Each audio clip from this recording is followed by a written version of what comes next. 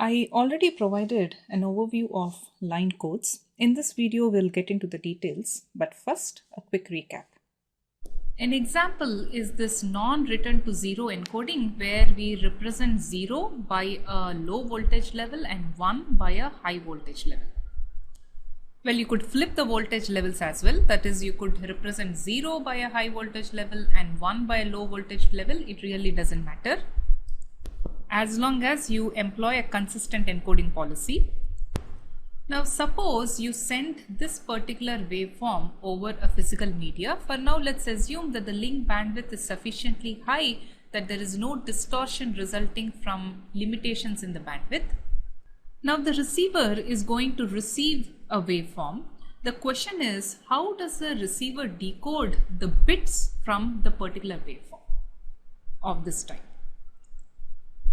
Think carefully. You need to do two things to recover the bits from the waveform. Now, if you had thought that if you received a voltage level plus A, I will decode it as a 1. If I received a voltage level minus A, I'm going to decode it as a 0. Now, this is not a good idea because there is attenuation and noise as part of the media. You may transmit A volts, but what is received at the receiver will not be A voltage. It will be much lesser than A. Okay, fine. How about comparing with a threshold? In this case, this is your decision process. Suppose I view this as 0. Any voltage that is above 0, I am going to interpret it as a 1. Any voltage that is below 0, I am going to interpret as a 0. That is bit 0. This can work great, except that the media sometimes has these capacitance effects. Ignoring any other distortions resulting from noise or limitations in the link bandwidth, if this were the waveform that was sent, if the media has capacitance effects, this is the waveform that you're going to receive. If you have done electronics, you would have heard about this RC constants, which is basically a time constant, which is a product of the resistance and capacitance. These tend to discharge in this particular fashion. Even if you don't understand this, let's work with the assumption that this is the received signal caused due to some capacitance effects of the media. See what's happening here. You actually sent a 1 here, but you are actually getting a negative voltage level. But then the 0 itself is much lower than the minus A that you have sent. So often what is done is the receiver is going to maintain an average of the signal that it is going to see, and it will compare the future received bits with the current average. That way it is able to distinguish between the low and high signals based on the current average. Now this helps to some extent, but this alone will not suffice. That is, comparison with a threshold alone is not enough. Now if you did this comparison, you would have gotten back a waveform of this form. Forget about the bits that are here, just look at the waveform. This is the waveform that you have got. Now look at here. How do you know that indeed this is 3 ones and not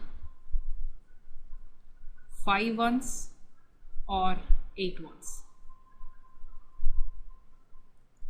So for this, you need to know the duration of a bit, which means you need a clock. Ideally, the receiver's clock should be perfectly synchronized with the sender, otherwise you're going to make errors. Suppose if your receiver clock is running twice as fast as the sender clock, then you're going to interpret these 3 ones as 6 ones because you're going to sample at twice the rate. Even a slight skew in the receiver clock and the sender clock can slowly creep in errors. So you do need a clock at the receiver, and you want this clock to be perfectly synchronized with the sender. Now how do you derive this clock? So one method is to use one pair of wires to send the signal and another pair of wires to send the clock. But unfortunately, this is going to increase the cost of the wire. So most solutions tend to avoid this, and they try to recover the clock from the received signal itself. So how is that possible? Basically via transitions in the received signal. So look at this figure. So whenever there is a transition in the signal, for example, you are going from low to high voltage, you know that this is a clock boundary. So again, this is a transition, this is another clock boundary. Transition, another clock boundary. So based on these transitions, you can recover the clock. So I have summarized here the two techniques we are using to recover the bits. One is a threshold based detection to determine whether it's a 0 or a 1. Another is the transitions. Basically, you need to have transitions to recover the clock. These are the two techniques that you need to recover back the bits from the waveform. Now look at this NRZ signal, stare as much as you want and tell me what can be the potential problem with this type of encoding, NRZ encoding.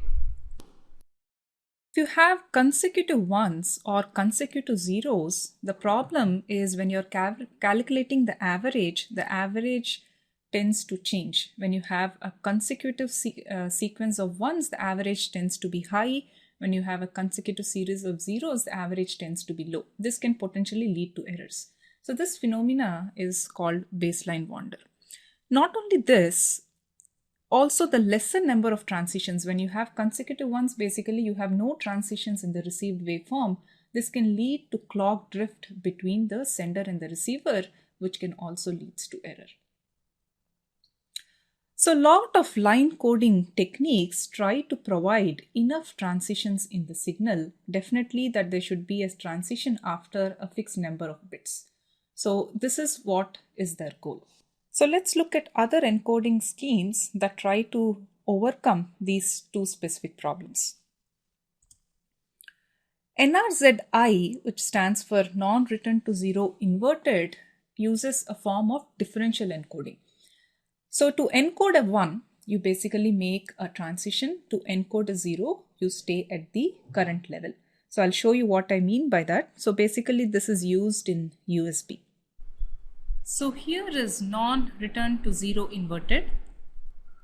So whenever you are encoding a 0, you stay at the same level, but whenever you encode a 1, you are going to make a transition. So 1 again, so you're making another transition, 1 again, another transition, 0, you stay at the same level. One very nice thing about this differential encoding is that the actual voltage levels don't matter anymore. So all that matters is the transition from one voltage level to the other, thereby noise cannot have that much of an effect on this type of encoding.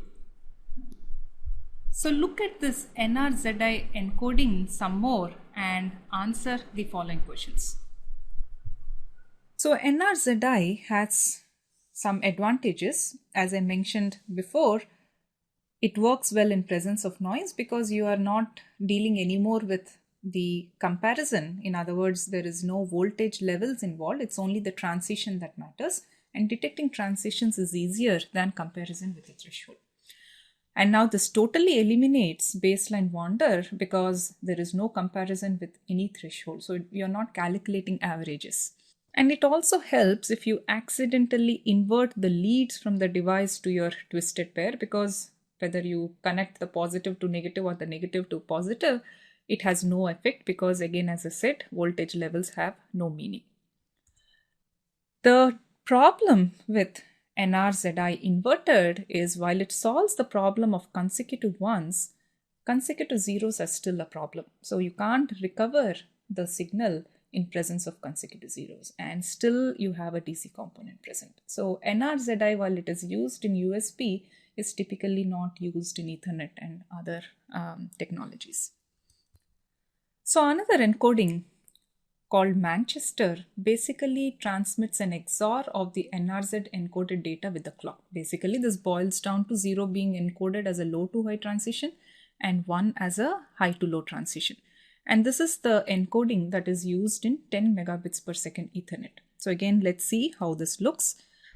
So here is Manchester encoding. So the zeros are transmitted as low to high transitions and ones are transmitted as high to low transitions. So another one, high to low transition, another one, high to low transition, 0, low to high transition. Now, do you think this solves baseline wander as well as clock recovery? Now again, look at this waveform carefully and tell me what can be the potential problem with Manchester encoding. So you're right that Manchester encoding eliminates baseline wander. Since you are transitioning for every bit, it's very easy to synchronize. In fact, it's self-clocking. And there is no DC component because you are moving from low voltage to high voltage in every bit. So it averages out to 0. The main problem with Manchester encoding is it's only 50% efficient. Suppose you were to send this particular bit sequence. In NRZ, if you are occupying a bandwidth B, in Manchester, how much bandwidth do you think it will occupy? Because you have twice as many transitions, you will occupy a bandwidth 2B. So this is the worst case scenario, but in general, because the number of transitions are more in Manchester, you tend to occupy more bandwidth. Even if you are not concerned with the bandwidth, it basically means that if you could use, in other words, you have a receiver that is able to detect transitions as fast as twice your data rate, you might as well send twice the data rate using NRZ or NRZI. That is, one could send twice as many bits in the same time period with NRZ or NRZI, thereby you're only 50% efficient. So Manchester is used in Ethernet because if it's convenience and it provides enough bandwidth that you don't have to worry too much about it. But in some of the higher speed Ethernet, that is the 100 megabits per second Ethernet, this is no more used. Something else is used. So the encoding scheme that is used there is called 4B5B encoding. So in this case, you take 4 bits of the data and convert it into 5 bits. So if you see this table, you will see a certain pattern that these 5-bit code words follow. One is that there are no more than one leading 0. In other words, they always have only one 0 at the beginning. There won't be 2 zeros. And there are no more than 2 trailing zeros. In other words, you won't see 3 trailing zeros. What this means is when you put 2 5-bit code words together, how many zeros, maximum number of zeros, do you think you're going to see? Since that number is only 3, it solves the consecutive 0 problems. And the 5-bit code words are sent using NRZI, which solves the consecutive 1 problem. So basically, you ensure that there is a transition after at least 3 zeros. This scheme achieves 80% efficiency because you are inserting one dummy bit for every 4 bits. In other words, only 4 out of the 5 bits that are being sent are useful, which translates to 80%.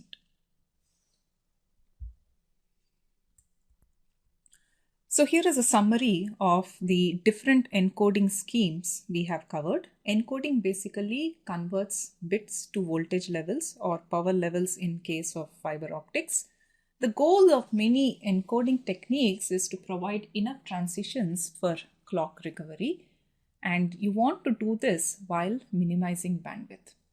And we looked at a variety of schemes: non-return to 0, non-return to 0 inverted, Manchester 4B5B.